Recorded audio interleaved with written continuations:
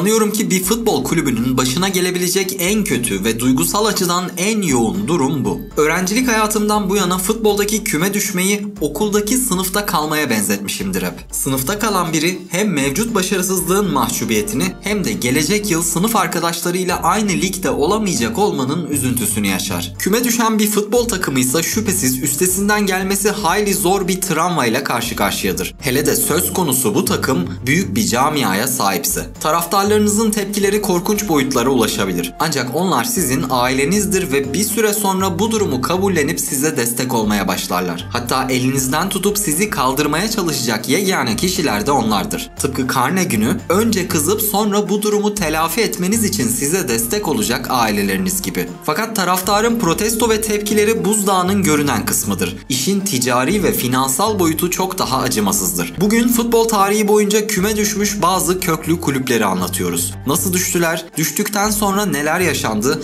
nasıl kurtuldular ya da hiç kurtulabildiler mi? Kanalımızla ilk kez tanışanları abone, zaten abone olanlarınsa beğeni atmaları için kısacık bir ara veriyor ve hemen başlıyoruz.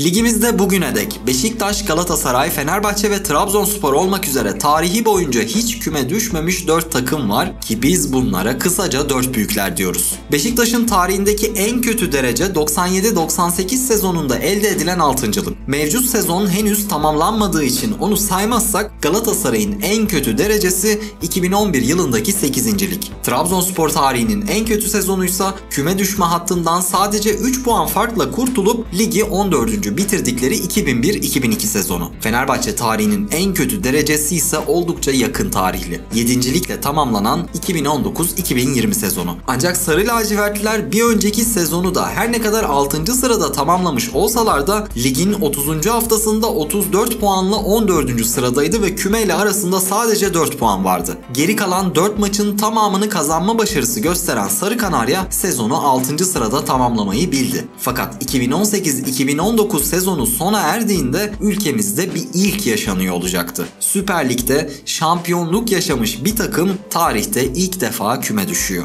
Bursaspor bir önceki sezonu da çok konforlu bitirmemişti aslında. Küme düşme hattının sadece 6 puan üzerinde toplayarak 13. sırada yer almışlardı. Bu başarısız sezonun son virajında kariyerinde 3 Fransa şampiyonluğu bulunan Lyon'un efsane hocası Paul Le Gen'le yollar ayrıldı ve yeni sezona Samet Aybaba ile başlandı. Geçen senenin bir benzerini tekrar yaşamamak adına içlerinde Aytaç Kara, Tunay Torun, Çecu, Latolevici, Umut Meraş, Henry Savye ve Stefan Baggi'nin bulunduğu birçok transfer yapıldı. Sezonun 14. haftası geride kaldığında Bursaspor için işler çok kötü sayılmazdı. 14 haftada sadece 3 mağlubiyetleri vardı ve güvenli bir durumdalardı. Ancak ne olduysa ondan sonra oldu. 15. haftadan başlayarak tam 9 maç galibiyet yüzü göremedi Yeşil Beyazlılar. Bu başarısız serinin akabinde 16. sıraya kadar gerilediler. Eski Başkan Ali Ay'ın o dönem yaptığı açıklamalara bakılırsa taraftar ve şehrin önde gelenleri Bursaspor'a yeterince sahip çıkmıyordu. Kulüp maddi açıdan zor günlerden geçiyor, maaş ödemelerinde zorluk yaşıyordu. Zaten ara transferde de hiç oyuncu almadı Bursaspor. 9 maçlık galibiyetsizlik serisinin ardından 24. haftada içeride Sivasspor'la oynuyorlardı ve 89'a dek Bursaspor 2-1 öndeydi. Son dakikalarda Endinga'nın beraberlik golüne engel olamadılar ancak 90+6. dakikada Aytaç Kara uzaktan bir vurdu, Bursaspor haftalar sonra galibiyetle tanıştı. Fakat son dakikada kazanılan bu 3 puan saman alevinden farksızdı. Sivasspor maçının hemen peşinden 7 maçlık başka bir galibiyetsizlik serisi başladı. Bu süreçte Samet Aybaba'nın görevine son verilip ligimizin acil durum butonlarından Mesut Bakkal'la anlaşıldı. Ancak Bakkal da kötü gidişe engel olamadı. Bursaspor 30. haftada lig sonuncusu Akhisar'la 0-0 berabere kalırken Texas adeta çılgına dönmüş ve takımı çok ciddi protesto etmişti. İçeride birlikte konuştuğumuzda gerekirse biz bu 4 hafta için öleceğiz. Öleceğiz. Burada tek ihtiyacımız olan şey taraftarımızın her zaman gibi desteğidir. Yani başından sonuna kadar haklısınız. Hiçbir şekilde bir bahanemiz yok bu konuda. Ama artık bu noktaya geldik. Hepimizin daha doğru düşünmesi gerekiyor. Hatalarla, doğrularla bu noktaya geldik. Bu noktadan nasıl çıkarız? birlik olarak çıkarız. Kaptan Ertuğrul'un dediği gibi gitmedi işler. Ertesi haftada 17. sıradaki Erzurumspor'a 2-0 mağlup oldular. Artık 32. haftaya geldiğimizde son 18 maçında yalnızca bir galibiyet çıkarabilmiş bir Bursaspor'la karşı karşıyaydık. İşte o hafta Antalyaspor'u deplasmanda Çecu'nun golüyle yenip adeta bir final oynama hakkı kazandılar. Çünkü takım 33 puanla 16. sıraya yükselmişti ve küme potasından çıkmanın tek yolu 15. sıradaki 34 puanlı Göztepe'nin üstüne çıkabilmekti. Ve kadere bakın ki 33. haftada Bursa'ya gelen konuk Göztepe'den başkası değildi. 90 dakika boyunca 64'e 36 topa sahip oldu Bursaspor. Rakip kaleye tam 14 şut çekti. Buna karşın kalesinde sadece 2 şut gördü ki bu şutlardan biri penaltıydı. Üstelik Okan Koçuk penaltıyı da kurtardı. Bursa yüklendi ama kader sanki çoktan ağlarını örmüş gibiydi. 90 dakika başladığı skorla sona erdi. Sanırım Bursasporlular için işin tokat kadar sert bir gerçekliğe dönüştüğü yer burası olmuştur. Son haftada kazanmaktan başka çareniz yok ancak yetmiyor. Yeni Malatyaspor'u 2-1 yeniyorsunuz fakat gel gör ki Göztepe'de aynı skorla Ankaragücü'nü yeniyor. Şampiyon olduktan 9 yıl sonra 1 puan farkla küme düşüyorsunuz. Gözyaşı, düş kırıklığı, hüzün. Ne tutunacak bir dal var artık ne de yaslanılacak bir dağ. Başta küme düşmenin bir travma olduğunu söylemiştik. Bursaspor ne psikolojik ne de finansal açıdan hala bu travmayı atlatabilmiş değil. TFF 1. Lig'de an itibariyle 17. sıradalar ve işler maalesef hiç yolunda gitmiyor.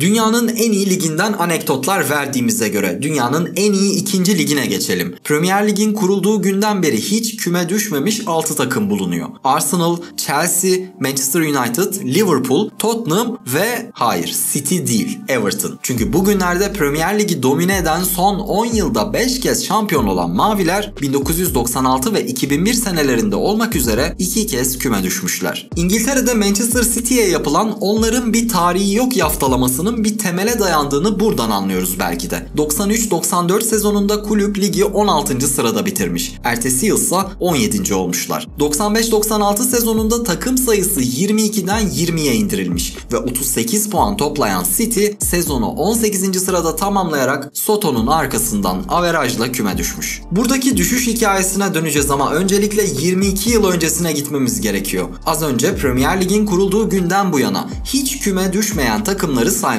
Ancak Premier Lig 1992 senesinde kurulmuştu ki ilk şampiyonu da Sör'ün Kırmızı Şeytanlarıydı. Daha öncesinde Manchester United'ın çok başarılı bir kulüp olduğunu söyleyemiyoruz. 73-74 sezonunun son haftasında United'ın kümede kalmak için kazanmaktan başka bir çaresi yoktu. İskoç santrafor Denis Love 65 senesinde Ballon d'Or'u kazanmış. Manchester United formasıyla çıktığı 305 maçta 183 gol atmış bir kulüp efsanesiydi. Ancak ne olduysa 73-74 sezonunun başında yetiştiği kulüp olan Manchester City'ye transfer olmuştu. İşte bir kez daha kaderin cilvesine bakın ki o sezonun son haftasındaki maç Manchester derbisiydi. Üstelik maçın 81. dakikasında atılan tek gol kimden mi geldi dersiniz? Tabii ki Denis Love. Maviler kazandı, kırmızılar küme düştü. 96'ya geri dönersek, City sezon boyu çok kötü bir performans sergilemiş olsa da küme düşme potasının ya 2 ya 3 puan üstünde yer alarak bir şekilde kafasını suyun üstünde tutmayı başarmıştı. Ta ki 34. haftaya kadar. O sezonu şampiyonlukla tamamlayacak olan Manchester United 34. haftada deplasmanda Kral Erik'in 6'da attığı golle öne geçti. City 39. dakikada yakaladı. Yalnızca bir dakika sonra United Andy Cole'la bir kez daha öne geçti. Adeta City tutunmaya çalışıyor, United ise 74'ün intikamı için uçurumun kenarındaki rakibini aşağı itiyordu. 71'de City skoru bir kez daha beraberliğe getirdi ancak 6 dakika sonra 23 yaşındaki Ryan Giggs son sözü söyledi.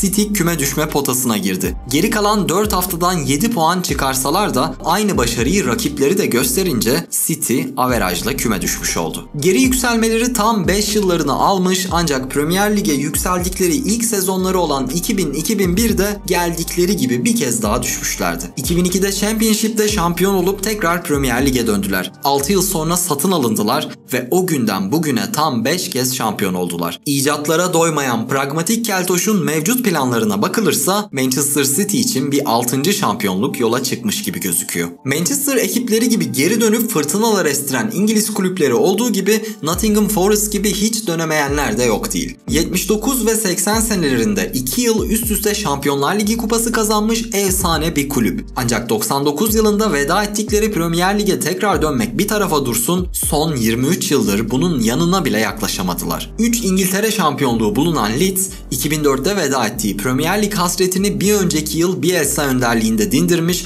ve 16 yıl sonra geri dönmüştü. Yine tarihinde 3 kez şampiyon olmuş Blackburn Rovers da 10 seneyi aşkın süredir Premier Lig hasreti çekenlerden. Yetiştirdiği oyuncularla son döneme damgasını vuran Southampton ise 2005'te küme düşmüş ve tekrar yükselmeleri tam 7 yıl sürmüştü. Bugün Premier Lig'in köklü kulübü görünümünde olan West Ham 2003 ve 2011'de, Newcastle ise 2009 ve 2016'da küme düşüp hemen ertesi yıl geri gelenlerden. Ancak böylesi bir içerikte Sunderland'den, onların Netflix'te yayınlanan Till I Die belgeselinden bahsetmemek olmaz. Sunderland tarihinde 6 kez şampiyon olmuş çok büyük bir kulüp. 2017 senesinde Premier Ligi 20. sırada bitirerek küme düşüyorlar. Yeni sezonun başında kulübün genç CEO'su bir film yapım ekibiyle tüm sezonun hikayesini çekmeleri için anlaşıyor. Çünkü ona göre Championship'te şampiyon olup Premier Lig'e geri dönecekler ve bu belgeselde onların geri dönüşlerini belgeleyen tarihi bir hatıra olarak anılacak. Ancak o sezon bırakın şampiyon olmayı, Sunderland ligi 24. sırada bitirerek bir kez daha bir alt lige düşüyor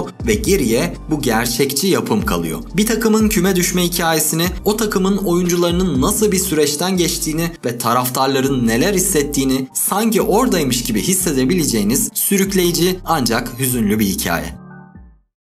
Dünyanın en eski liglerinden birine sahip olan İtalya'ya, İtalya'nın Serie A'sına geçiyoruz. İtalya futbol tarihi boyunca hiç küme düşmemiş tek bir takım var ve o takım Internazionale. Inter sahip olduğu 19 şampiyonluk kupasıyla ülkenin en başarılı ikinci futbol takımı. 18 şampiyonlukla bu alanda 3. sırada bulunan şehrin diğer temsilcisi AC Milan'sa tarihinde ilk defa 1980 yılında küme düşmüş. Aslında düşmemiş, düşürülmüş. Tarihe Totonero skandalı olarak geçen bu hadise de İtalyan Disiplin Komitesi İtalyan iş adamlarının bazı yaşlı futbolculara para vererek bahis düzenlemelerine teşvik ettiklerini tespit etti. Bu kişiler arasında Milan başkanı ve 3 futbolcusunun yanı sıra Lazio'dan 5 futbolcu bulunuyordu. Bu olaylar neticesinde Lazio ve Milan küme düşürüldü. Olaya karışan Perugia, Bologna ve Palermo gibi bazı takımlara ise puan silme cezası uygulandı. Milan ertesi yıl, Lazio ise 2 yıl sonra Serie A'ya tekrar yükseldi. Totonero'nun bir benzeri ise 2006 yılında ortaya çıkan Calciopoli skandalıydı. Aslında bu olayın ortaya çıkışı büyük bir tesadüf eseri yaşanmış. İtalyan polisi bir mafya örgütünü çökertmek için telefon dinlemesi yaparken hakem ayarlama işlerine de şahit olur. Olayın üstüne giden polis teşkilatı İtalyan futboluna damga vuracak temiz ayaklar operasyonunu düzenler ve mahkemeler 2 ay gibi kısa bir sürede sonuca hükmeder. Kararlar neticesinde birçok yönetici futboldan men cezası alırken AC Milan, Fiorentina ve Lazio takımlarına puan silme cezası uygulandı ve bu takımların Avrupa kupalarına katılım hakları ellerinden alındı. Ancak cezanın en büyüğü ise şüphesiz Juventus'a kesildi. An itibariyle 36 şampiyonlukla çizmenin açık ara en başarılı kulübü olan Torino temsilcisinin 2005 ve 2006'da elde ettiği 2 şampiyonluk kupası geri alındı. Dolayısıyla Avrupa kupalarına katılım hakkı da silindi. 2006-2007 sezonu için hem Serie B'ye düşürüldü hem de oraya eksi 9 puanla başlamasına hüküm verildi. İşte hikayenin bizim açımızdan başlayan tarafı tam olarak burası ve buradan sonrası. Bir takım küme düşerse futbolcular gider, adamlar kalır. Bu sözlerin sahibi olan sarışın orta sahanın ne İtalyanlıkla ne de Torinolukla bir ilgisi vardı. O gün itibariyle 34 yaşına merdiven dayamış bir Çekyalıydı. Üstelik Juventus'a 2001 yılında dönemin rekor bonservis ücretlerinden biriyle Lazio'dan transfer olmuştu. Biri Lazio, 4'ü Juve ile olmak üzere 5 şampiyonluk yaşamıştı. 2003 senesinde dünyanın zirvesine tırmanıp Ballon d'Or ödülünü kazanmıştı. Uzun lafın kısası, Pavel Nedved eğer isteseydi her yere gidebilirdi. Ama o kalmayı tercih etti. Onun çaktığı bu kıvılcım takım içinde bir yangına dönüştü. Belli ki onlar yöneticilerinin oynadığı bu kirli oyunları kendi emeklerine yapılan bir saygısızlık olarak görmüşlerdi. Nedved'in ardından Del Piero açıkladı. Gelecek sezon buradayım. Dönemin en iyi kanat oyuncularından Camoranesi ben de varım dedi. Fransız golcü Trezeguet de adamlar kervanına katıldı. Gigi Buffon, gerilerden seslendi. Kambersiz düğün olur mu? Brindelli, Balzaretti, Cristiano Zanetti. Altyapıdan Chiellini, Marchisio. Giden futbolcular da oldu elbet. Zlatan İbrahimović ve Patrick Vieira rakip Inter'in yolunu tuttu. Emerson ve Cannavaro Real Madrid'e, Zambrotta ve Thuram Barcelona'ya. Ancak Pavel Nedved önderliğinde geride kalan bu oyuncu grubu eksi 9 puanla başladıkları Serie B'yi artı 85 puanla tamamlayarak şampiyon oldular. Serie A'da tekrar şampiyon olmaları ise biraz zaman alacaktı. Aradan 5 yıl geçmişti ve Pavel çoktan futbolu bırakmıştı. Ancak artık bir yönetim kurulu üyesiydi. 2011-2012 sezonunda Conte ile gelen şampiyonlukta emektar kaptan Gianluigi hala oradaydı. Chiellini 26, Marchisio 25 yaşına gelmişti. 36'lık Alessandro bile 28 maç oynadı. 2011-2012 ile birlikte takibinde oynanacak olan 8 sezonda peş peşe tam 9 şampiyonluk kupası kaldırdı Juventus. 5 kez İtalya, 5 kez Süper Kupa kazandı. Şampiyonlar Ligi'nde 2 kez final oynadı. Pavel 2015'te AS başkanı oldu. Bir kulüp küme düştü, futbolcular gitti, adamlar emekli oldu. Nedved hala orada. Fransa Ligi'ne baktığımızda geçen yılın şampiyonu Lille'in 1997'de küme düştüğünü ve 2001'de tekrar yükseldiğini görüyoruz. 7 şampiyonluğu bulunan Lyon ise en son 1983 senesinde küme düşmüş ve geri yükselmeleri 7 senelerine mal olmuş. Lyon 1990'dan beri kesintisiz olarak Lig 1'de. 9 şampiyonlukla Fransa'nın en seçkin kulüplerinden biri olan Marsilya'nın küme düşmesi ise sahip olduğu Şampiyonlar Ligi kupası ile ilgili. 26 Mayıs 1993 tarihinde AC Milan ve Marsilya final için Münih Olimpiyat Stadında karşı karşıya geldiler. Ancak bu maçtan 6 gün önce yani 20 Mayıs'ta Marsilya Fransa Ligi'nde Valenciennes'le karşılaşacaktı. Dönemin Marsilya Başkanı 4 rakip oyuncuyla iletişim kurarak bu maçta düşük performans göstermeleri için rüşvet teklif etti. Böylelikle Marsilya 6 gün sonra oynanılacak Milan karşısında çok daha az yorgun çıkacaktı. Bu arada o gün itibariyle Valenciennes takımının 18. sırada olduğunu belirtelim. 4 futbolcudan 3'ü rüşveti kabul etse de Jack Glassman kabul etmedi. Maçı 1-0 kazanan Marsilya şampiyonluğu garantiledi ve 6 gün sonra Döşamlı, Dözelili, Alman efsanesi Rudi Völler'li ve Andreayev'in babası olan Abedi Peleli kadrosuyla tarihin en güçlü Milan takımlarından birini 1-0 mağlup ederek Şampiyonlar Ligi'ni kazandı. Yani akıl alır gibi değil. Dutch Triolu, Maldini'li, Baresili İtalya şampiyonu Milan'ı yenebilecek kadar güçlü bir takımınız var. Ancak Lig 18.'si Valenciennes karşısında şike yapıyorsunuz. Üstelik o dönem kulübün sahibi olan Bernard Tapie, Fransa hükümetinde Sivil İşler Bakanlığı yapan bir milletvekili. Kariyerinin başında içlerinde Adidas'ın da bulunduğu iflas etmek üzere olan şirketleri satın alıp bir multimilyardere dönüşmüştü. Ama 90'ların başında yolsuzluk ve vergi kaçakçılığı gibi birçok hukuki sorun yaşadı. Görüyorsunuz işte, bir insan yozlaşmışsa İtalyan da olsa Fransız da olsa böyle alçakça işlere kalkışabiliyor. Neyse ki adalet geç de olsa tecelli edecek ve bu yaptıkları Marsilyalı yöneticilerin yanına kar kalmayacaktı. Rüşveti kabul etmeyen futbolcu Jack Glassman 2 yıl sonra futbolu bıraktığında vicdanen çok huzursuzdu. Bu olayı kanıtlarıyla birlikte kamuoyuyla paylaştı. Başlatılan soruşturma kapsamında Marsilya'nın şampiyonluk kupası geri alındı ve 1995 senesi itibariyle 2. lige düşürüldü. Başkan Tapie başta olmak üzere 5 Marsilya yöneticisi yolsuzluktan hüküm giydi. Glassman yaptığı bu itiraf sebebiyle aynı yıl FIFA Fair Play ödülüne layık görüldü. İşin enteresan kısmı UEFA Marsilya'nın karıştığı rüşvet olaylarının Milan maçıyla bir ilgisi olmadığını söyleyerek 1993 yılında kazanılan kupayı tescil etti ve Marsilya'yı Avrupa kupalarından da men etmedi. Marsilya ertesi yıl Lig 1'e çıkmaya hak kazansa da aldığı cezalar ve kulüp sahibi Tapie'nin varlıklarına el koyulması itibariyle mali krize girdi. Aynı yıl iflas edip 2 yıl daha alt ligde mücadele ettiler ve 1997 yılında Lig 1'e geri döndüler. Fransa futbol tarihinde resmi olarak küme düşmeyen tek bir takım var aslında. Paris Saint-Germain. Resmi olarak diyorum çünkü 1972 senesinde idari bir kararla küme düşmüşlükleri de var. 1970 yılında kurulan Paris Saint-Germain, Paris FC ve Stade de Germain isimli iki takımın birleşmesiyle ortaya çıkmış bir kulüp. Bu birleşik kulüp 2. ligden başladığı ilk senesinde 1. lige yükselmişti. Benzer başarıyı Lig 1'de gösteremeseler de 16. sırada yer alarak 20 takımlı ligde kümede kalmayı başarmışlardı. Fakat mali açıdan çok zor günler yaşıyorlardı. Paris Belediyesi kulübün 850.000 franklık borcunu kapatmayı taahhüt etmiş, ancak buna karşılık isminin Paris Futbol Kulübü olarak değiştirilmesini talep etmişti. Dönemin Paris Saint-Germain başkanı Henri Patel bu isim değişikliğini reddetti. Bunun üzerine belediyeyi destekleyen yöneticiler Paris FC'yi yeniden kurarak kulübü tekrar böldüler. Yerel otoritenin idari kararıyla Paris FC Lig 1'den devam ederken amatör statüsüne indirilen PSG sil baştan 3. ligden başlayacaktı. Üstelik Parc des Princes stadı da onların tahsisinden çıkarıldı. Tüm bunlara karşın takımın o dönemki bütün yıldız oyuncuları PSG'de kalmayı tercih etti. 1972'de 3. ligden tekrar başlayan Saint-Germain her yıl küme çıkarak 1974'te Lig 1'e erişti ve kulüp o günden bugüne hiç küme düşmediği gibi 7'si son 10 senede olmak üzere toplam 9 şampiyonluk kazandı. 70'li yıllarda belediyenin desteklediği Paris FC ise tarihinde hiç şampiyonluğu bulunmayan ve yıllarca 3. ligde kaldıktan sonra son 5 yıldır Lig 2'de mücadele veren bir Fransız kulübü.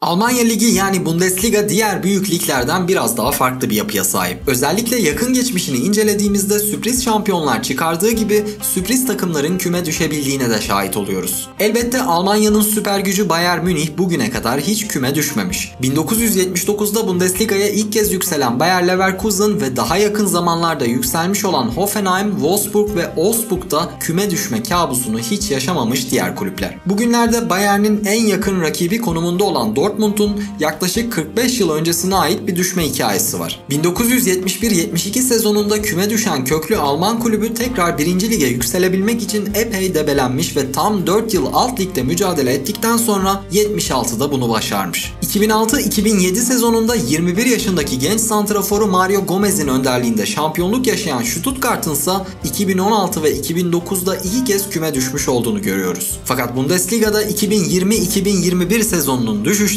Alman futbolu açısından unutulmazdı. 2003-2004 sezonunda şampiyonluk yaşayan Werder Bremen ve lig tarihinin en çok şampiyon olmuş 4. takımı olan Schalke 04. Belki pandemi sebebiyle azalan gelirler ya da seyircisiz oynamanın getirdiği dezavantajlar birer gerekçe olarak gösterilebilir. Fakat her iki kulüp için de bu sonuç biraz bağıra çağıra gelmişti. Werder Bremen'in Bundesliga'da geçirdiği son 9 sezonda sadece 2 kez ilk 8'e girebildiğini ve genellikle küme düşme hattının yakınlarında dolaştığını görüyoruz. 19-20 sezonunda da ligi 16. sırada tamamlayarak kümede kalmak için playoff oynamış ve düşmekten kıl payı kurtulmuşlardı. Eğer sürekli bir çukurun etrafında dönerseniz bir gün düşüverirsiniz. Aslında 20-21 sezonunun bitimine 10 hafta kala düşme hattının tam 11 puan üzerinde gayet güvenli bir bölgedeydiler. Fakat 25. haftadan itibaren öyle zorlu bir fikstüre girdiler ki takım yavaş yavaş ateş hattına yaklaşmaya başladı. Bayern, Wolfsburg, Dortmund, Leipzig derken bitime bir hafta kala düşme hattındaki direkt rakipleri Augsburg'a kaybedip 16. sıraya yani playoff potasına girdiler. Bremen yönetimi bu gelişmenin üzerine teknik direktör Florian Kohfeldt'i görevden alarak yerine bir maç için 2004'te takımı şampiyon yapan efsane hoca Thomas Schaff'ı getirdi. Hedef son maçta Mönchengladbach'ı yenip ligde kalmaktı. Fakat Bremen maçı 4-2 kaybederek tam 41 yıl süren Bundesliga macerasının ardından küme düştü. Aynı sezonda Schalke'nin durumuysa çok daha dramatikti. Henüz birkaç yıl öncesine kadar Şampiyonlar Ligi'nin gediklisi olan Gelsenkirchen ekibi son 2 sezonda sırasıyla 14. ve 12. sırayı alarak keskin bir düşüşe imza atmıştı. Ligin henüz ilk maçında Bayern Münih'e 8-0 kaybederek kabus gibi bir başlangıç yapan Schalke bu kabustan bir türlü uyanamadı. Dile kolay, ligin ilk 14 maçında tek galibiyet dahi alamadılar. İlk yarı sona erdiğinde Schalke'nin küme düşeceği artık aşağı yukarı belli olmuştu. Direnmedi bile Alman kulübü. Kaderine razı geldi. Hatta kadrosundaki en değerli futbolcu olan Ozan Kabak'a her maç dünya kadar gol yiyoruz, bu çocuğun bu ortamda gelişme şansı yok diyerek Liverpool'a kiralık olarak gönderdi. Sezon boyunca yaptıkları teknik adam değişikliklerinin de pek bir faydası olmamıştı. 34 maçta sadece 3 galibiyet alabilen ve tam 86 tane gol yiyen Schalke göz göre göre ligin dibine demirledi ve neticesinde küme düştü. Werder Bremen ve Schalke bugün itibariyle tekrar Bundesliga'ya yükselme mücadelesi veriyor. İspanya Ligi La Liga'da kurulduğu yıl olan 1929'dan bu yana mücadele eden sadece 3 takım var. İkisi tahmin edebileceğiniz gibi Real Madrid ve Barcelona. Üçüncüsü ise asla yabancı oyuncu transfer etmeyen, hatta yalnızca Bask bölgesinden çıkmış oyuncuları kadrosuna katan Athletic Bilbao. Bu kısıtlı imkanlara rağmen 90 yılı aşkın süredir hiç küme düşmeyen ve bu süreçte 8 kez de şampiyon olan Bilbao'yu kutlamak lazım. Konumuza dönecek olursak 1999-2000 sezonu La Liga için pek çok açıdan tarihi bir sezon olacaktı. 1995-96'da Radomir Antić yönetiminde çifte kupa kazanan Atletico Madrid takip eden 3 yılda hızlı bir düşüş yaşamıştı. O sezona başlarken Antić yerine Valencia ile Kral Kupası kazanan Claudio Ranieri göreve getirildi. Avrupa'nın en önemli golcülerinden biri olan Hollandalı Jimmy Floyd Hasselbank'i transfer ederek tekrar yukarıları hedeflediklerini açıkça belli etmişlerdi. Dönemin ünlü radyo kanalı Marca'da çalışan Pablo Lopez isimli bir gazeteci o yaz dönemini şöyle hatırlatıyor. Bir grup arkadaşımla o sezon Atletico'nun şampiyon olacağına dair iddiaya girmiştim. Takım gerçekten iyiydi ve yeni transferler de öyle. Golcü Jimmy işini yapmış ve sezonu 24 golle gol krallığında 2. sırada tamamlamıştı. Fakat Atletico o sezon boyunca o kadar istikrarsız sonuçlar aldı ki düşme hattından bir an bile uzaklaşamadılar. 26. haftaya 17. sırada giren kulüp Ranieri'nin işine son verdi ve Antić'i tekrar göreve getirdi. Fakat onun yönetiminde de 12 lig maçında tek bir galibiyet bile alamadılar. 36. haftada Real Oviedo ile 2-2 berabere kalan Atletico'nun küme düşmesi artık kesinleşmişti. Maç bittiğinde oyuncular yerlere serilmiş, hıçkırarak ağlıyorlardı. Kimse bu sonuca inanmıyor ve kabullenmek de istemiyordu. İlginçtir, o sezon küme düşen diğer iki takımdan birinin de köklü İspanyol ekibi Sevilla olmasıydı. Daha ilginci 1999-2000 sezonunun şampiyonu tarihinde bunu ilk kez başaran Deportivo La Coruña'ydı. Sevilla hemen ertesi sezon tekrar La Liga'ya yükselirken Atletico bir sezon daha 2. ligde acı çekmek zorunda kaldı. 2002'de Aragones yönetiminde tekrar La Liga bileti alan başkent ekibi tam 11 yıl sonra Diego Simeone yönetiminde 10. kez İspanya şampiyonu olacaktı. 2000 yılında küme düştükleri tarihten bu yana bu iki İspanyol ekibinden Atletico 3 kez, Sevilla ise tam 6 kez UEFA Avrupa Ligi şampiyonu oldu. Başka bir deyişle son 20 yılda kupayı 9 kez İspanya'ya getirdiler. Ülkemizi ve 5 büyük ligi tamamladık. Avrupa'nın geride kalan seçkin liglerine hızlıca göz atarsak Hollanda'da ülkenin en başarılı 3 takımı Ajax, PSV Eindhoven ve Feyenoord'un yanı sıra FC Utrecht'in hiç küme düşmemiş kulüpler olduğunu görüyoruz. Portekiz'de 3 büyük Porto, Benfica ve Sporting Lisbon hariç herkes küme düşmüş. Rusya'da CSKA, Lokomotiv ve Spartak olmak üzere 3 Moskova temsilcisinin yanına eklenen Rubin Kazan küme düşme duygusunu hiç tecrübe etmemiş takımlar. Britanya'dakilerin ardından dünyanın en eski ligine sahip olan Belçika'da ise ilginçtir, tarihi boyunca küme düşmeyen tek takım 2005'te 1. lige yükselen Zulte Waregem. Birleşik Krallığın kuzeyine yani İskoçya'ya baktığımızda karşımıza bir küme düşme hikayesinden ziyade bir iflas etme hikayesi çıkıyor. Sadece İskoçya'da değil, tüm Avrupa futbol tarihinde müzesinde en fazla kupa bulunan futbol kulübü Glasgow Rangers. The Old Firm Derby adıyla bilinen Rangers-Celtic rekabeti tüm futbol severlerin malumudur. Rangers'ın çöküşü biraz da Celtic'le giriştiği bu daha fazla kupa kazanma yarışıyla başlıyor aslında. 1988'de kulübü 6 milyon pound karşılığında satın alan İskoç iş insanı David Murray, Celtic'in yaşadığı mali krizi fırsat bilerek Rangers'a ivme kazandırmak için epey para harcamış. 1989-97 yılları arası üst üste 9 şampiyonluk kazanarak bu harcamaların sportif karşılığını başarı olarak almışlar. Ancak 2009 yılında İskoçya'da yaşanan mali kriz sebebiyle Murray ailesi tüm servetinin neredeyse 3'ünü kaybediyor. O esnada sıkı bir Rangers taraftarı olan bir başka iş insanı Craig White, kulübü mevcut borçlarıyla birlikte Murray'den devraldığında Murray'lere ödediği temsili para yalnızca 1 poundmuş. Glasgow Rangers'ın devasa borçlarını Wave Tower Limited adlı bir şirkete devredilmesinin ardından şirket ilk iş olarak bu tarihi kulübün ismini değiştirdi ve o günden itibaren Rangers FC olarak anılmaya başladılar. Ancak yönetim ve isim değişikliğine rağmen çöküş hızla devam ediyordu. Kraliyet Gelirler İdaresi Rangers'ın toplamda 49 milyon poundluk bir borcu olduğunu öne sürerek kulübe kayyum atanmasına karar verdi. Kulüp artık maç günleri görev yapan güvenliklerin dahi parasını ödeyemeyecek bir hale gelmişti. 2012 yılında finansal kriterleri karşılayamadığı için lisans sorunlarını aşamadı FC Rangers ve İskoçya Kulüpler Birliği'nde yer alan 30 kulüpten 25'inin ortak kararıyla ligden ihraç edildiler. Böylelikle 2012-2013 sezonunda İskoçya Premier Ligi'nden 4. lige düşürülmüş oldular. Rangers en dipten başladığı bu yeni yolculukta 4 yıl gibi kısa bir süre içerisinde tekrar İskoçya Premier Ligi'ne yükselmeyi başardı. Ancak David Murray'in vakti zamanında Celtic'i geride bırakmak için kulübü soktuğu maddi darboğaz sebebiyle üst üste 9 yıl Celtic şampiyonluklarını izlemek zorunda kalmışlardı. Rangers tribünlerinden yükselen "We deserve better" yani daha iyisini hak ediyoruz sloganı ilerleyen süreçte kulüp için bağış toplanan bir yardım kampanyasına bile dönüşmüştü ve 2018 senesinde Ibrox Stadyumunda açılan efsanevi pankartlar serisi Rangers'a gönül veren taraftarların o süreçte neler yaşadığını en güzel şekilde özetliyordu aslında. Kavga yok, onur yok, saklanacak bir yer yok, beceriksizlik, saha içinde ve dışında biz daha iyisini hak ediyoruz. Perde arkasında akılsız, saha içinde ruhsuz, biz daha iyisini hak ediyoruz. Neyse ki Liverpool efsanesi Steven Gerrard göreve geldi ve daha iyisini hak ettiğini söyleyen bu gururlu insanlara hak ettiği şeyi verdi. Rangers 10 yıllık bir aranın ardından namağlup bir şekilde şampiyon olarak muazzam kupa koleksiyonuna bir yenisini daha eklemişti. Son olarak Avrupa kıtası dışına çıkıp bir Güney Amerika trajedisiyle içeriğimizi sonlandıralım. Kurulduğu 1913 yılından bu yana Arjantin Ligi'nde küme düşmeyen tek takım Boca Juniors. Süper Clasico'nun diğer tarafını temsil eden River Plate ise 2011 yılına dek bu unvana ortaktı. Arjantin Ligi Süper Liga 2015 yılına dek açılış ve kapanış ligi olmak üzere 2 etaptan oluşan ve her sezon 2 şampiyon çıkaran bir organizasyondu. Küme düşen 3'er takımsa son 6 sezonun yani son 3 Apertura ve son 3 Clausura'nın puan durumunun toplanmasıyla belirleniyordu. 2008-2009'dan başlayarak sırasıyla ligi 20. 8. 14. 13.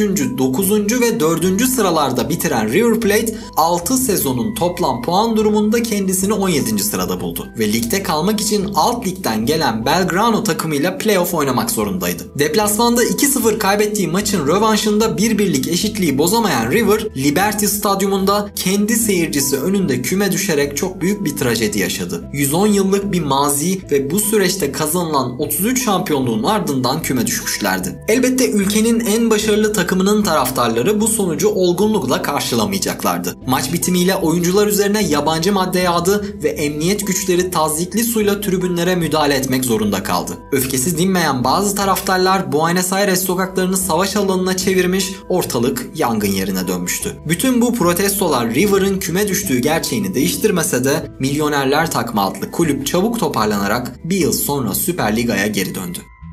Emek var, kalite var. Futbol hastalarından oluşan ekipte sana da bir yer var. Kanalımıza abone olun çünkü we deserve better.